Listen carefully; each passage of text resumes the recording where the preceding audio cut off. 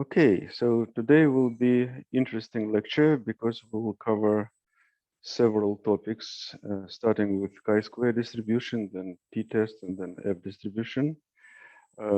Just to remind you, we're going over my statistics repository, which is on GitHub. So it's a github.com/lselector, and then you select statistics, and you will see all these files. We already went through probability, distributions, sampling, hacking, linear regression, logistic regression, experimental design, hypothesis testing, A/B split testing. So we covered a lot of material.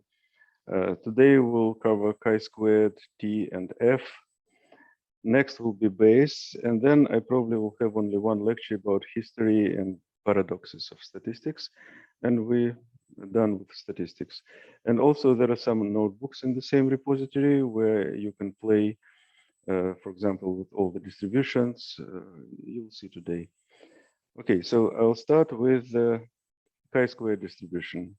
So first of all, of course, Carl Pearson, the absolutely legendary hero of statistics and author of more than 600 publications, creator of Department of Statistics in London, amazing person. And yeah, so chi-square distribution is a very, very simple thing, like really simple. So suppose you have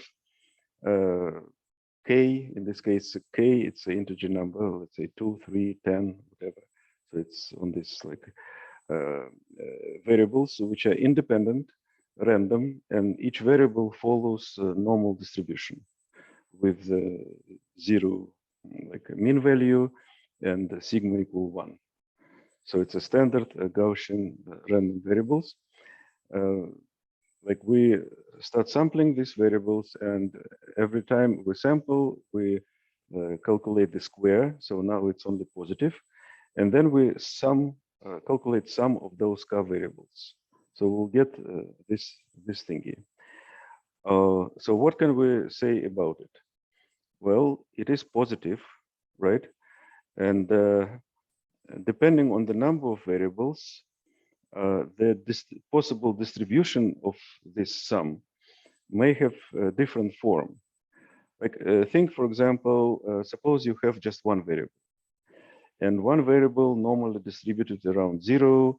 So it's quite possible that it may have very small value, like close to 0. In fact, you will have many like times when it's close to 0, because the bell shape is kind of around 0, right? So you will have distribution which looks like this. I mean, the sum can be close to 0.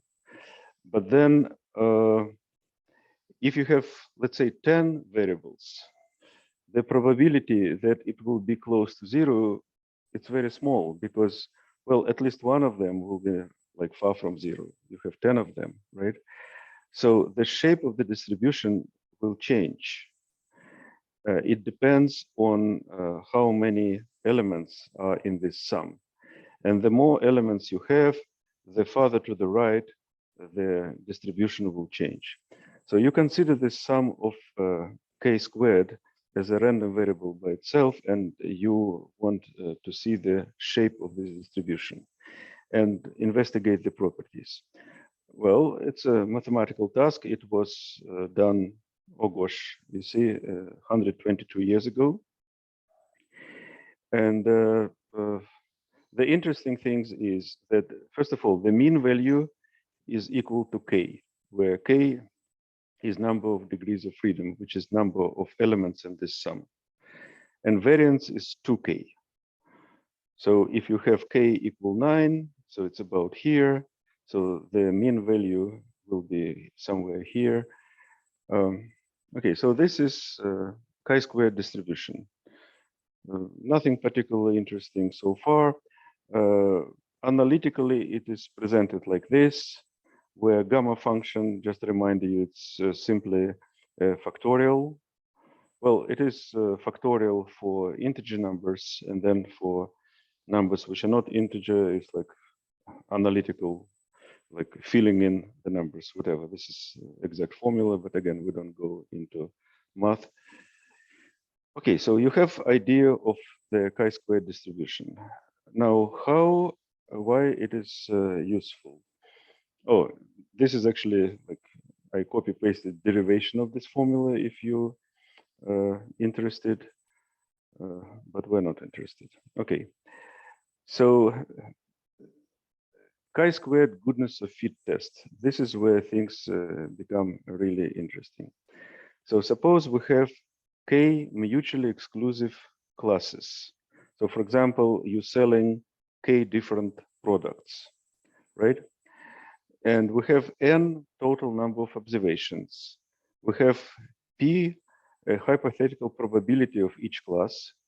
We have n number of observations for each class, and we have m, which is expected value of observations by theory, which is simply n times p, right? So Carl Pearson has proposed that as n gets bigger, total number of observations, the sum below converges to his distribution, chi-squared. So what you do? You have different classes, like we indicate them by I.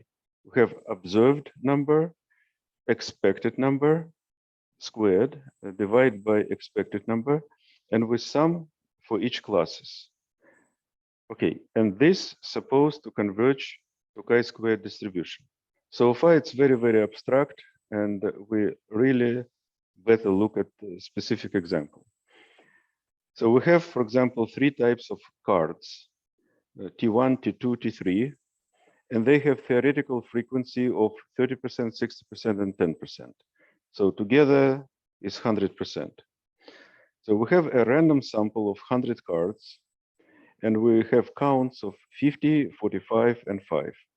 So you see numbers are different from these, right?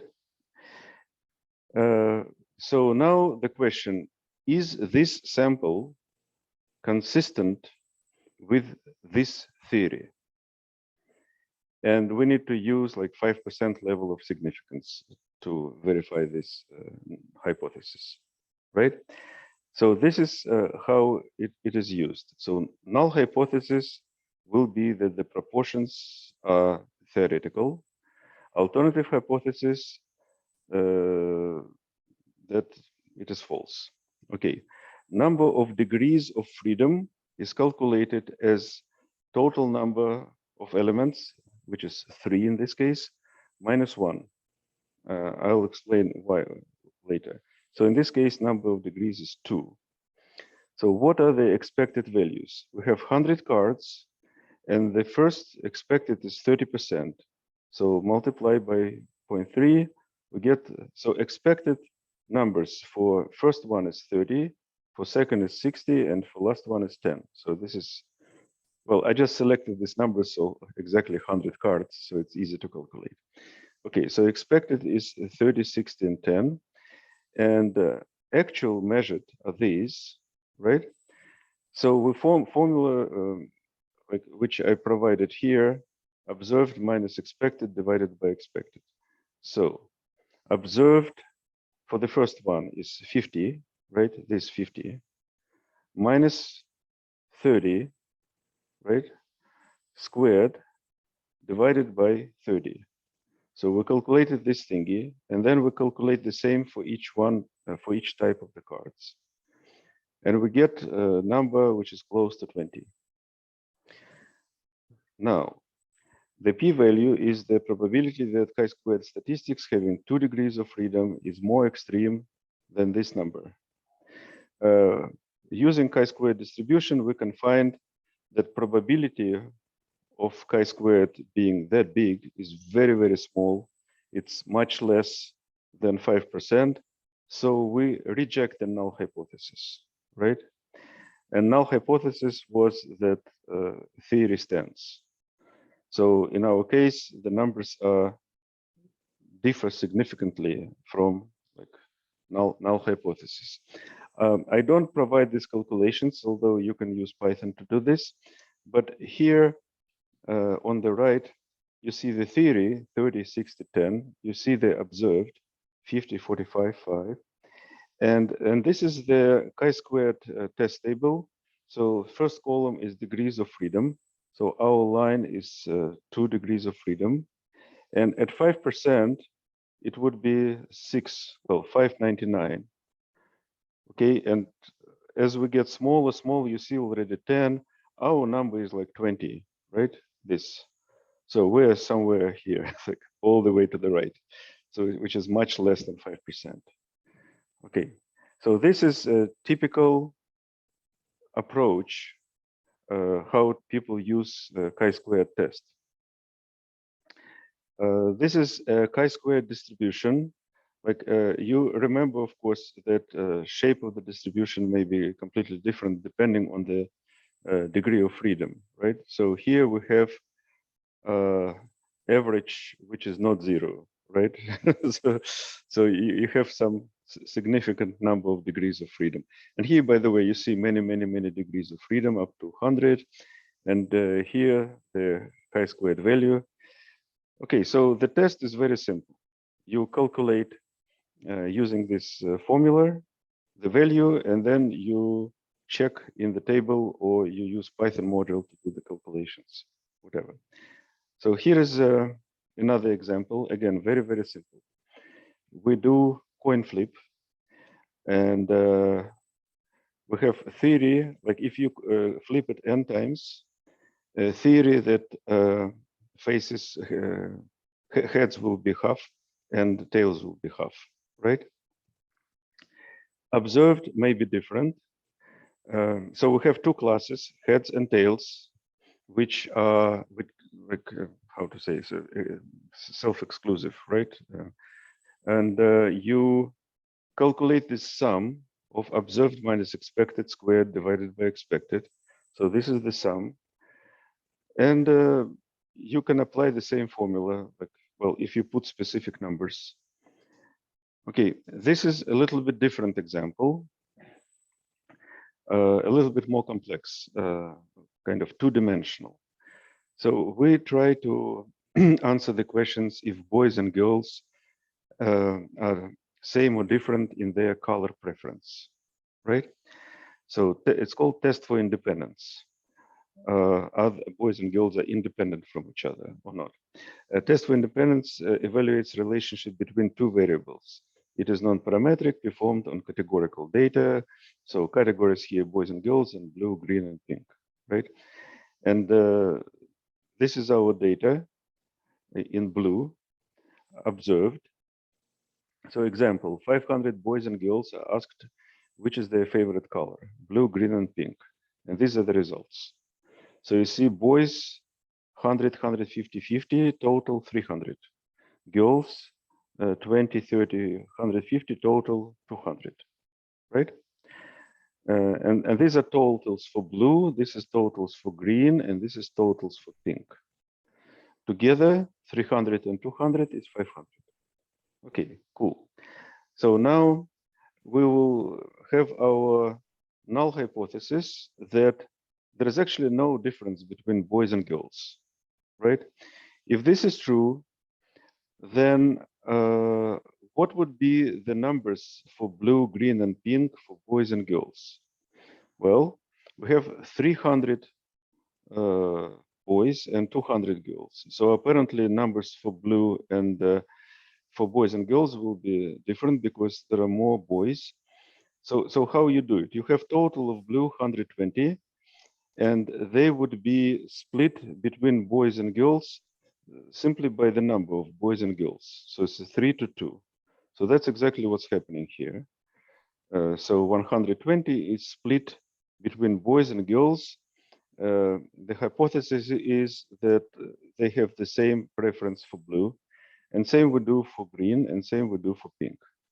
So this would be expected value for null hypothesis that boys and girls have the same preference. Okay, so now you have all these numbers. Now you can do the same thing which we did previously. You can calculate observed minus expected squared. And so I'm applying this formula, observed minus expected squared divided by expected. Okay, so it will be like 100 minus 72 squared divided by 72, and so on. Like we have 6 squares. So we do these calculations. We calculate this sum, and then we need to also calculate the number of degrees of freedom. And the way it's calculated, we have 2 dimensions here, horizontal and vertical. For each one, we take the number, let's say 1, 2, 3, 3, and do -1. So it will be 3 minus 1 will be 2, 2 minus 1 will be 1. So here's the calculation of degrees of freedom. It is 2, right? So we want to have alpha at 5%, degrees of freedom and 2. We look at this table. So 2, 5%, and this is 599, right? And what we have, if we calculate this sum, it is actually 170. So it's much, much, much bigger than this number. So null hypothesis is rejected. So we cannot say that boys and girls have the same preference, right? Well, in fact, you see that girls really, really like pink, and boys looks like they like blue or green more, right? So this is a chi-squared test. Very simple. You always apply the same formula, which is this formula over and over again. Okay. Test of homogeneity. I will not go through it. You see the same thing. We calculate number of degrees of freedom. You calculate the sum. I mean, the setting a little bit different, but you see, you calculate this value and whatever. Same thing. A little bit of intuition behind this formula, why it works. So again, I will not go through this in detail, but what's happening here, we try to model, like for example, when we're tossing a coin, we can approximate the results using binomial distribution. And after some simple algebra, like our chi-squared, like so we get to chi-squared statistics by simple algebra from regular binomial distribution, and so it works. Okay, I will now go to another part of this presentation, which is about student t-distribution. And again, this is actually related to Carl Pearson, because student was a pseudonym. His actual name was William Seeley Gossett. He, for 2 years, worked with Carl Pearson at his Department of Statistics in the College of London. And it's a really interesting story. So he was working at Guinness Beer Company, and his position was head experimental brewer. So he was cultivating barley, and he needed to do some statistics on his research, I guess improving, optimizing his beer production methods. And that's why he asked Carl Pearson to help him with some statistics. And the results he published, but his employer, beer company, didn't let him publish under his own name and didn't allow him to say where he worked, that he worked at this company. So he used the pseudonym student. Well, I guess because he was studying under Carl Pearson. Anyway, so what is t-distribution? And again, it's a very, very simple thing. The idea is that when you estimating the mean and you're estimating the variance, it works very well if you have a lot of data points and your distribution looks like Gaussian simply because of the law of big numbers. So you have like a normal bell-shaped distribution. But what if you have only 10 data points? What can you say about the mean? And what can you say about the variance? well, it's a bit of problematic because it's not enough points, right? So not going into mathematics, just like on a qualitative level, if you don't know the mean and you don't know the error, suppose you know the error, suppose you actually know the sigma, right? Then you can use this variable, and if actually it has normal distribution, that's good situation. But what if you don't know the sigma, right? And this is your real situation. You have few points, you don't know the sigma. Then you need to give some allowance that you're making more error because of that.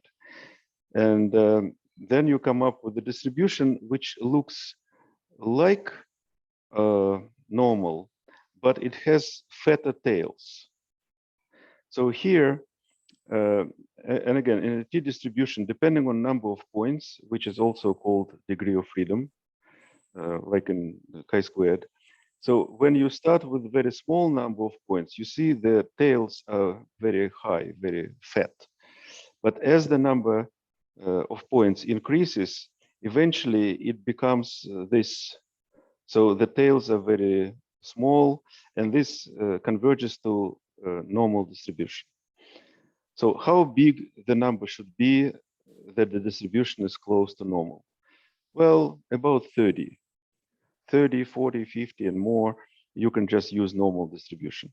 But for small numbers, again, statistically, t-test, I guess, is better, t-distribution.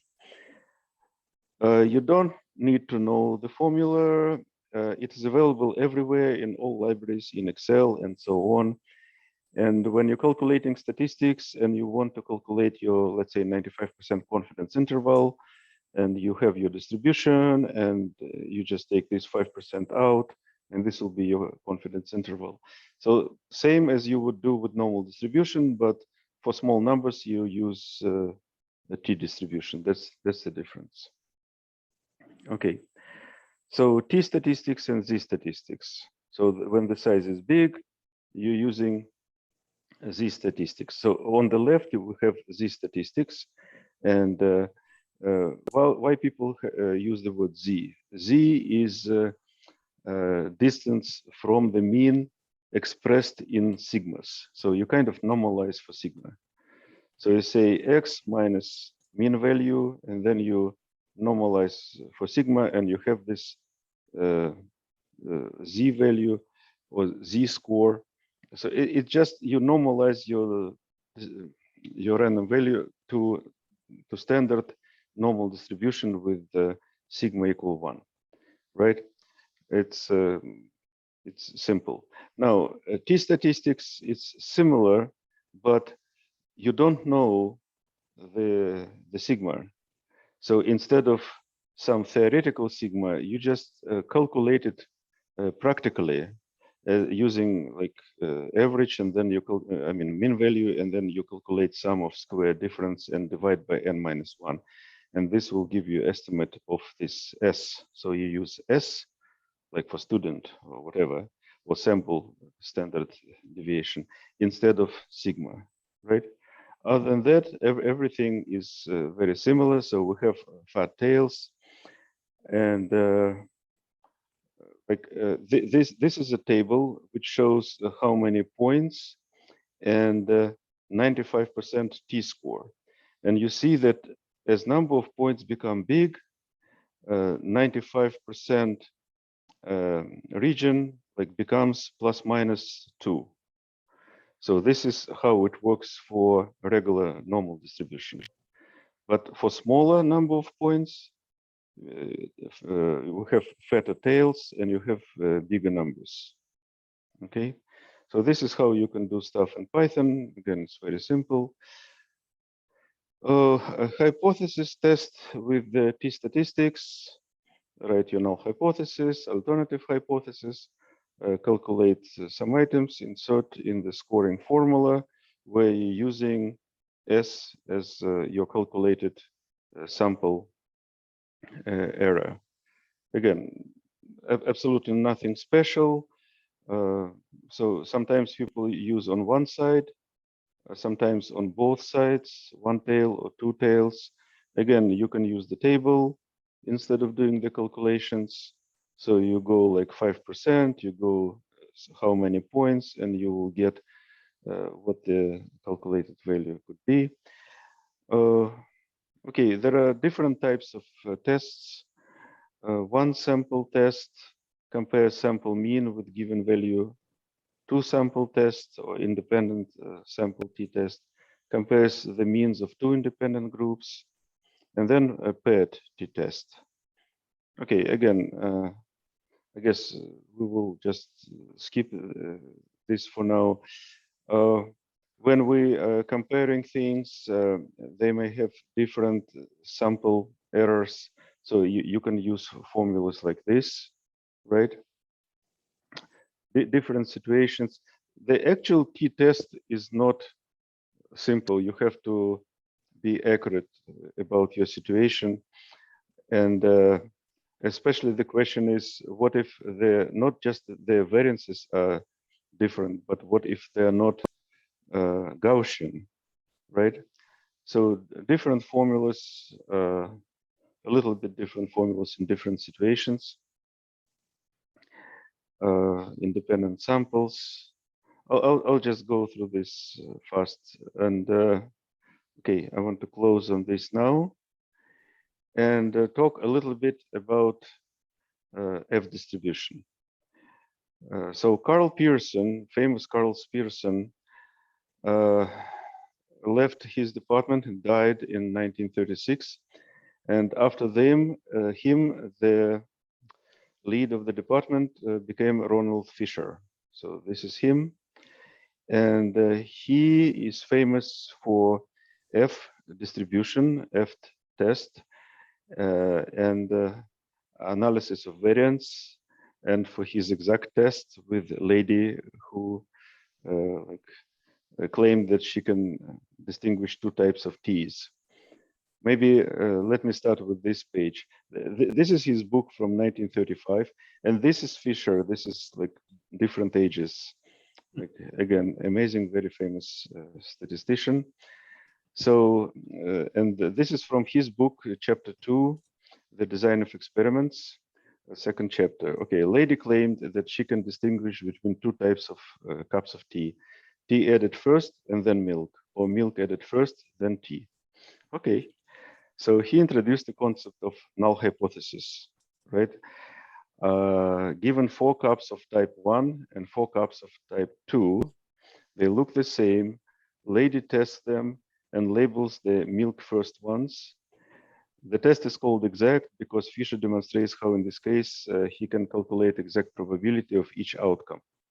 If she guesses 3 out of 4, the probability is 16 divided by 70. So it's more than 5%, not good. So if she guessed 4 out of 4, then probability is less than 5%, it is good. That means that yes, the null hypothesis that she can actually distinguish them is true, right? And these probabilities, you can just enumerate them all, like all the combinations, correct, not correct, combinations, and that's where this calculation is coming from. Okay, so Fisher was all into how you design the experiment so that you can prove something. And you can measure mean values, but you can also measure a variation around this mean value. And he is the father of a method called analysis of variance, right? It comes in many forms, and there's special software which people use. And again, I probably will not go into all this in detail, right?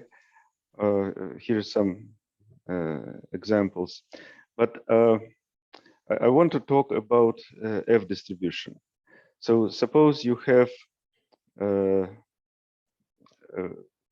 two variances. So you have one sample, you have another sample. They have different means, they have different variances, and you want to check And suppose means are like similar, but variances may be different. So you want to check if these populations actually come from the same, these two samples come from the same population. How you test things like that. So if you have this ratio, and you may have some number of points here and some number of points here, they call degrees of freedom, like D1 and D2 may be different, right?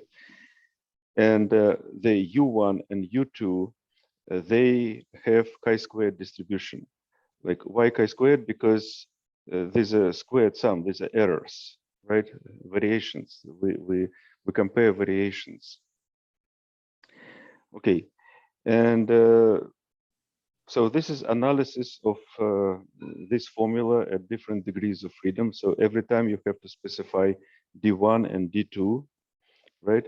It may come with different shapes and forms. And so then F-test, meaning variations look similar or not. We have two populations of data with normal distributions, right? Our null hypothesis is the variances are equal. We calculate F value, which is this formula, and look where it lands on the appropriate F distribution. Like, for example, this is distribution for given degrees of freedom, to see whether it's significantly incompatible with the null hypothesis. So here we accept null hypothesis, and here we reject null hypothesis. Okay, so this is F distribution. I've done with that, and now I want to show you some. I don't know how to move it. Okay, some notebooks.